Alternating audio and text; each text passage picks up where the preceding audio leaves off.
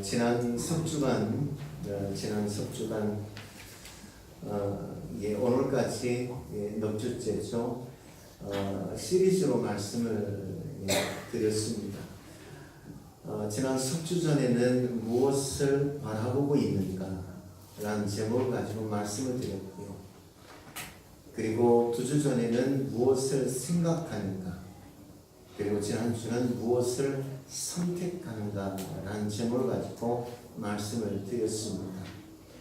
오늘은 무엇을 붙들고 있는가 라는 제목으로 여러분들에게 말씀을 드리려고 합니다. 우리 인생의 변화를 좀 이끌어야 되지 않겠습니까? 지금 우리가 봄을 맞이했어요. 세상도 이 봄을 맞이해서 새로운 어떤 역사의 변화, 시대의 변화, 또 가정의 변화, 또 인생의 변화를 위해서 희망의 씨앗을 뿌리고 있어요. 우리도 우리 인생의 변화, 가정의 변화, 교회와 이 땅, 이 시대의 변화를 이끌어가기 위해서 이 봄을 맞이해서 희망의 씨앗을 뿌려야 합니다.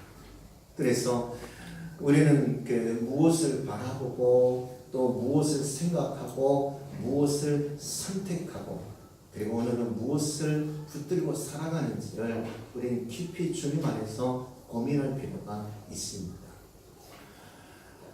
여러분, 지금까지 살아오면서 내가 그것 아니면 안 되겠다 싶어서 여러분 내려놓지 못하고 붙들고 사시는 것 여러분 있으십니까? 아니면 얼른 내려놓아야지 하고 내려놓고 여러분 살고 있습니다. 우리는 살아가다 보면 놓아야 할 것이 있고 붙들어야 할 것이 있어요. 그런데 반대로 내려놓아야 할 것은 목숨 걸고 붙들고 살아가시는 분들이 있고요. 반드시 붙들어야 되는데 너무나 쉽게 그것을 놓아버리는 경우도 참 많이 있어요. 정말 소중한 것이 무엇인지, 내가 지켜야 할 것이 무엇인지, 내가 간직하며 살아야 할 것이 무엇인지, 내가 무엇을 위해서 내가 살아왔고 살아가야 되는지 여러분, 우리는 사실 분명해요. 모르는 사람이 없어요. 우리 영적인 가치만을 떠나서 사실 모르는 것이 없어요. 그런데 쉽게 나와 버려야 할 것을 목숨 걸고 붙들고 계신 사람이 있고요. 정말 목숨 걸고 붙잡아야 할 것을 쉽게 버리는 사람도 있더랍니다. 우리는 무엇을 놓고 무엇을 붙들고 살아가야 할까? 오늘 주시는 말씀을 통해서 깊은 고민이 필요하다라고 생각을 합니다. 주님 오늘 본문 말씀 17절에 그렇게 말씀하죠. 너희는 그리스도 안에서 새로운 피조물이라. 이전 것은 지나갔으니 보라 새 것이 되었도다. 여러분, 이전에 우리는 어떤 사람들이었습니까? 이전에 우리는 죽었던 사람이죠. 아무것도 할 수 없는 사람, 안타까운 인생이죠. 그래서 복음서에 보면 중풍병자, 38년 동안 베데스다 연못 가운데 있던 사람, 또 귀신 들린 사람, 거린 등 수많은 병인들에 대한 연약한 사람들의 이야기를 하고 있어요. 여러분, 우리의 인생이 예수님 만나기 그 이전에는 그렇게 생명도 가치도 가능성도 없던 인생이었다. 지난주에 말씀을 드렸듯이 여러분, 우리 말에는요 어제와 오늘밖에 없어요. 어제와 오늘이란 단어는 순수한 우리말이에요. 어제와 오늘이 어떤 인생이었어요. 그런데 130년 전 복음이 들어오고 믿음이 시작하자 내일을 노래하기 시작했어요. 그래서 중국말인 내일이라는 단어, 올레자와 날일자로 되어 있는 내일이라는 단어를 중국어를 가져다가 어제와 오늘만 알고 살던 우리가 내일을 노래하며 살게 됩니다. 우리 이전에는 우리는 어떤 인생이었습니까? 그와 같은 인생이었어요. 어제와 오늘 하루를 버티기 힘겹고 버거운 인생이었기에 어제와 오늘 과거를 고씹으며 마치 여러 쑥과 단접을 씹듯이 한만한 인생, 그렇게 어제를 그렇게 질근질근 씹고요. 오늘 현재를 버티기 어려워. 그와 같이요. 먹고 힘들어 감히 내일을 노래할 수 없는 인생입니다. 예수 만나고 정말 수줍었던 인생들이 돼요. 대한민국 지난 130년 역사 이래 여러분 이렇게 민주화와 경제 성장, 주변 강대국인 남과 북 정상이 만나는데 그냥 견눈질로 바라볼 수밖에 없을 만큼 스스로 우리가 우리 목소리 낼 만큼 그만큼 영향 있는 강한 나라로 지금 성장해가고 있는 거예요. 모든 것이 하나님의 일. 아멘. 이제는 그렇게 우리는 죽었고 아무것도 할 수 없는 안타까운 인생인데, 그런데 지금은 여러분 어떻습니까? 생명을 가졌죠. 가능성 있는 사람이 되었죠. 축복과 권세를 가지고 그 사람 누리며 살아갈 수 있는 인생이 되었어요. 그렇게 이 권세와 능력을 주신 비전과 꿈을 따라 여러분 놓아야 할 것을 과감하게 내려놓고 붙잡아야 할 것을 과감하게 붙잡을 수 있는 여러분들 되었으면 좋겠습니다. 아멘. 그러면 우리가 무엇을 내려놓아야 하고 무엇을 붙잡아야 할까? 두 가지를 여러분들에게 말씀드리려고 해요. 그 첫 번째는 문제를 보지 말고 예수님을 붙들자. 문제를 보지 말고 예수님을 붙들자. 우리가 실수하지 말아야 하는데, 그런데 꼭 실수하는 것 한 가지가 있어요. 여러분 그것이 무엇입니까?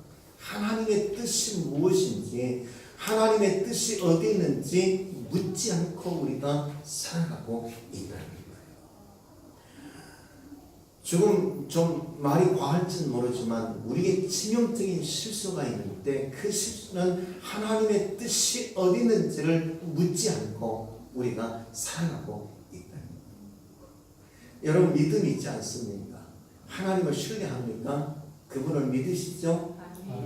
그런데 하나님의 뜻을 묻고 살아가십니까?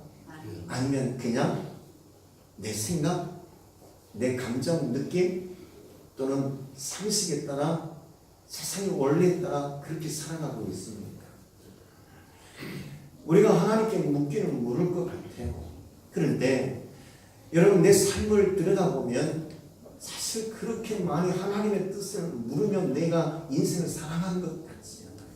마치 물을 흘러가듯이 상식에 이끌리고 감정과 느낌에 이끌리고 세상 원리에 이끌리고 이성에 이끌리고 그렇게 살아가는 것 같아요. 이것이 우리에게 말이 좀 과할지 모르지만 여러분 치명적인 실수, 반드시 놓치지 말아야 되는데 이것은 놓치고 우리가 살아가고 있다. 그러게 우리 인생의 미래는 평화일 것 같지만 이것을 놓치고 살아가기에 우리 인생의 미래는 행복일 것 같지만, 그러나 여러분 우리 인간의 본성이 연약함이 있듯 이것을 놓치고 살아가기에 우리 인생의 미래가 고난이고 고통일 수밖에 없더라고요. 여러분 사람은 문제가 발생되면 어떻게 합니까? 너는 없이 사람은 문제가 발생되면 그 문제를 붙들고 그 문제를 안고 살아요. 그런데 내 삶에 놓여있는 그 문제를 내가 들여다보고 묵상하고 안고 살아가고 깊이 생각하고 복잡하게 생각할수록 여러분 어떻습니까? 그 문제가 자꾸만 커져요. 감당할 수 없을 만큼 자꾸만 그것이 커지게 돼 있어요. 그것이 과장되기도 하죠. 풍선 불 풀려듯이 그렇게 커지게 돼 있어요. 그렇게 내가 내 삶의 앞에 놓이는 그 문제를 들여다보고 생각하고 복잡하게 생각할수록 자꾸만 문제가 과장이 되고 부풀어 올라와 오히려 그것이 들여다 볼수록 나를 괴롭게 하고 힘들게 할 때가 있어요. 여러분 사단은요 문제를 과장시켜요. 문제를 크게 보게 해요.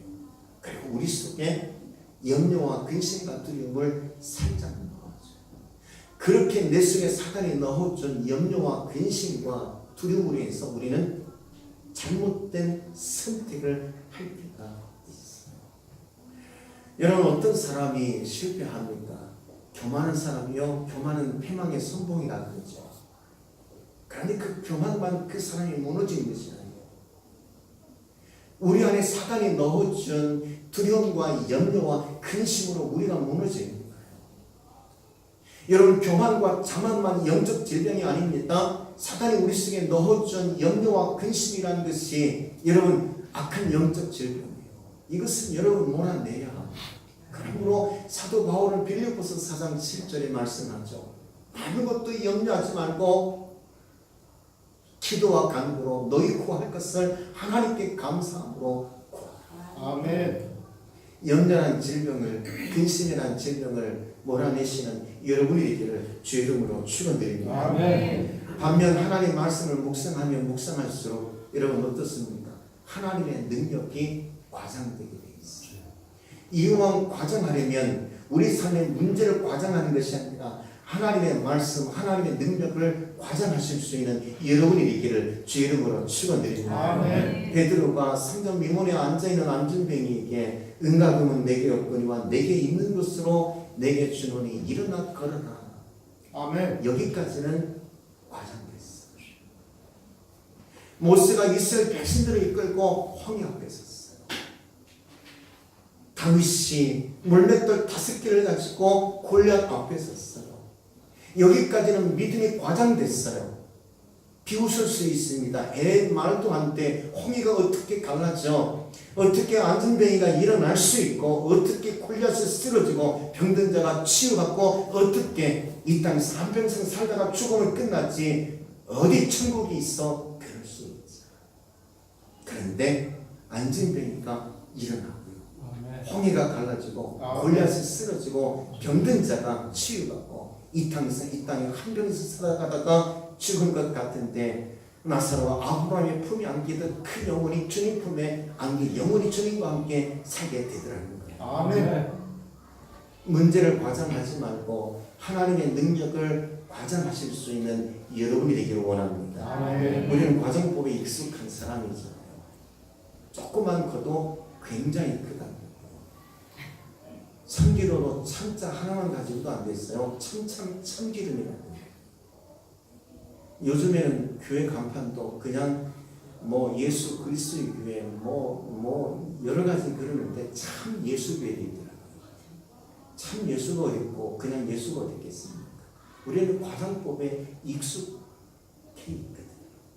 이왕 과정하려면 문제를 과정하는 것이 아니라 하나님의 능력을 과장하실 수 있는 여러분이 되기를 주의 이름으로 축원드립니다. 아멘. 감사하게도 주님께서는 우리에게 한 가지 정답을 주셨잖아요. 인생의 문제를 풀 수 있는 것, 곧 예수님입니다. 하나님이신 예수님이 우리와 같은 사람의 몸을 입고 이 땅에 오셔서 우리에게 생명을 넣어주셨어요. 우리에게 비전을 넣어주셨어요.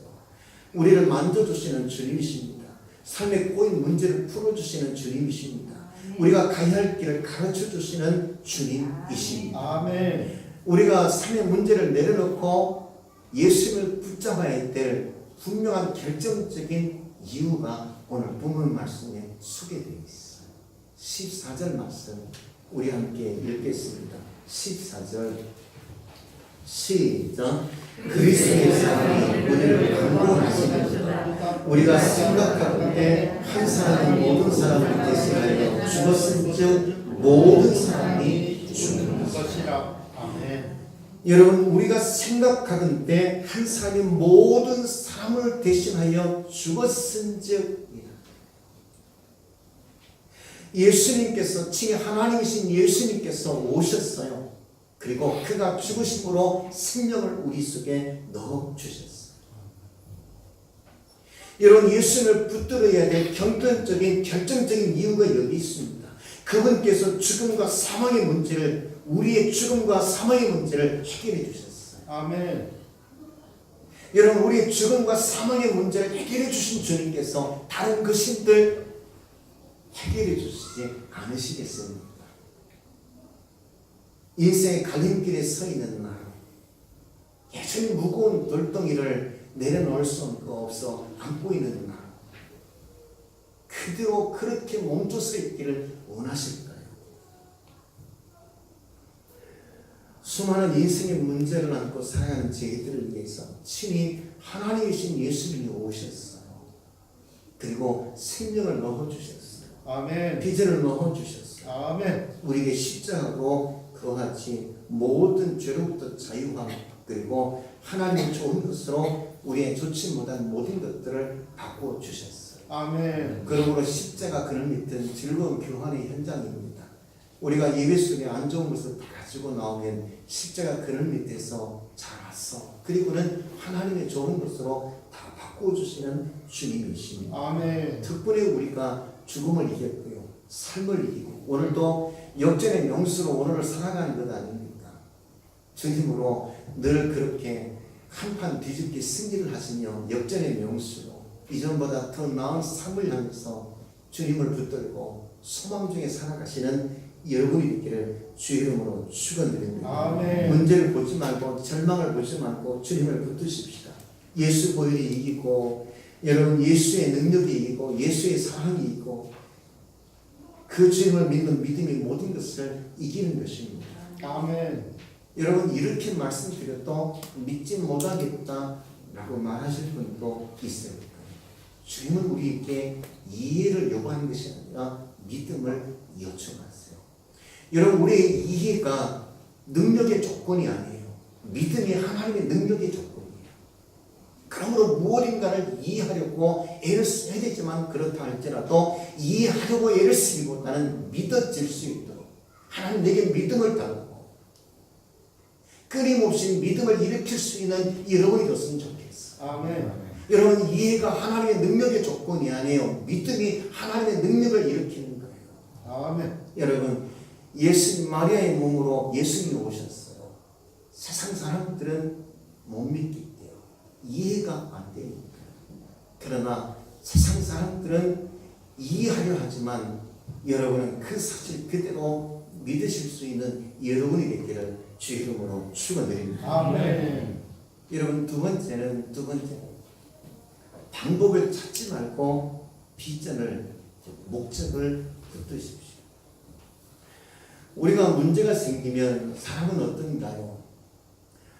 여러분 주님 앞에 나올 때는 하나님이 1등인 것 같지만 문제 앞에 서게 되면 1등이었던 하나님이 어느새 2등, 3등, 4등, 5등으로 밀려나요. 3등, 4등, 5등이었을 것 같은 내 방법이 어느새 1등으로 바뀌어져요. 그리고 1등일 것만 같았던 하나님이 3등, 4등, 5등으로 밀려나요. 최후의 보루로 남는 것이 주님이잖아요. 4등, 5등으로 밀려나잖아요. 그리고 이런 4등, 5등일 것 같던 내 방법이 어느새 1등이 돼서 여러분 어떤 문제가 생기면 그 방법을 찾아 문제를 해결하게 돼요. 여러분 어떤가요?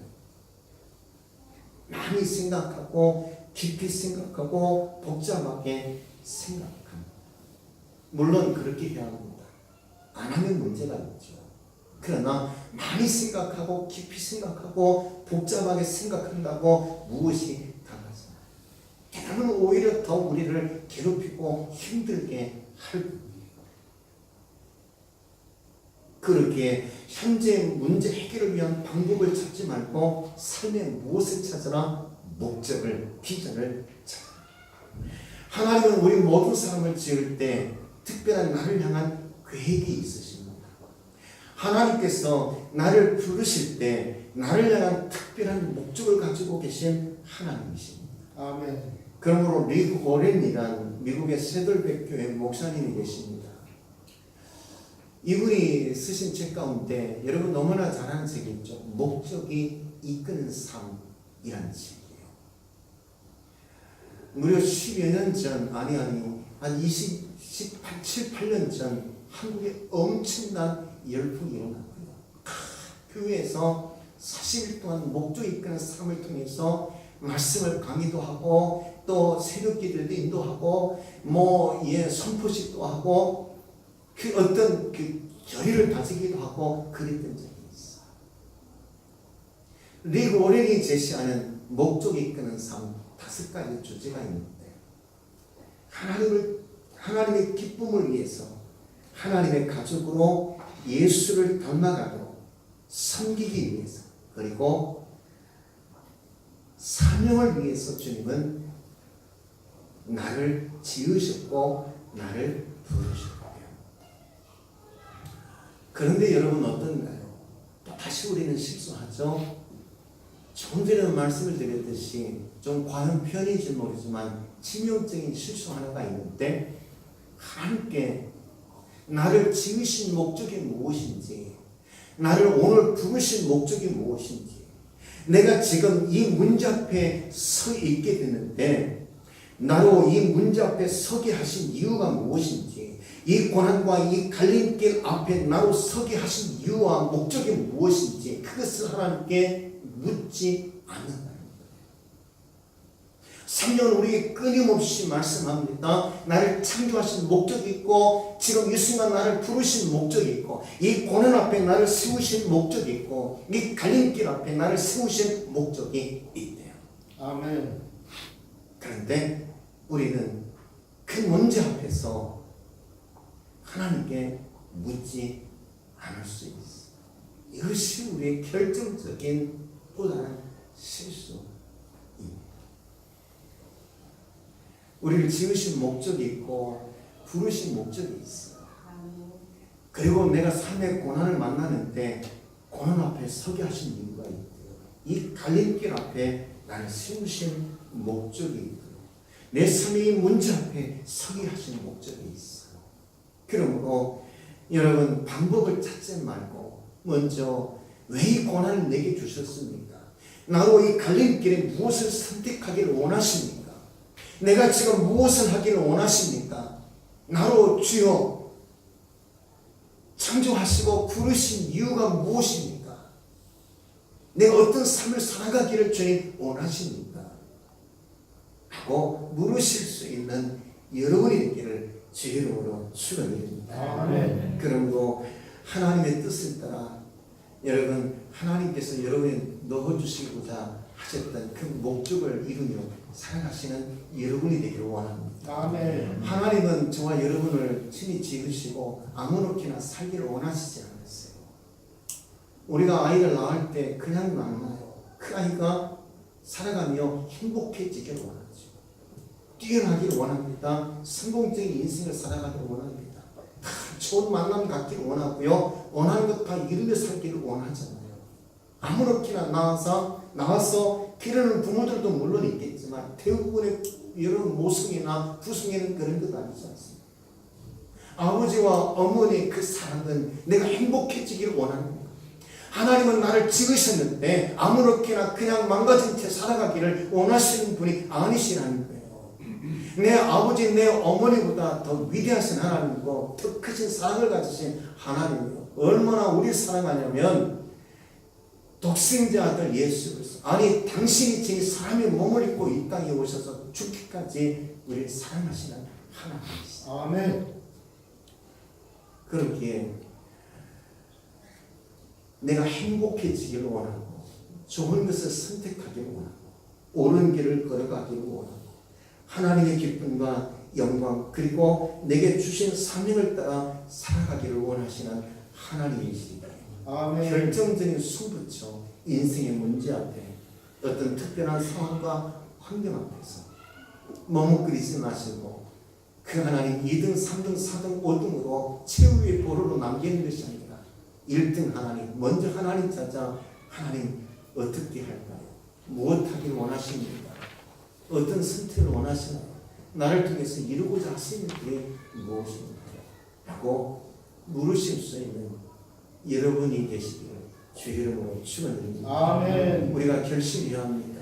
15절 말씀 이렇게 말씀하죠. 우리 함께 읽겠습니다. 시작. 그가 모든 사람을 대신하여 죽으시니 살아있는 자들로 다시는 그들 자신을 위하여 살지 않고 오직 그들을 대신하여 죽었다가 다시 살아나신 이를 위하여 살게 하여 이제는 주를 위하여 살기를.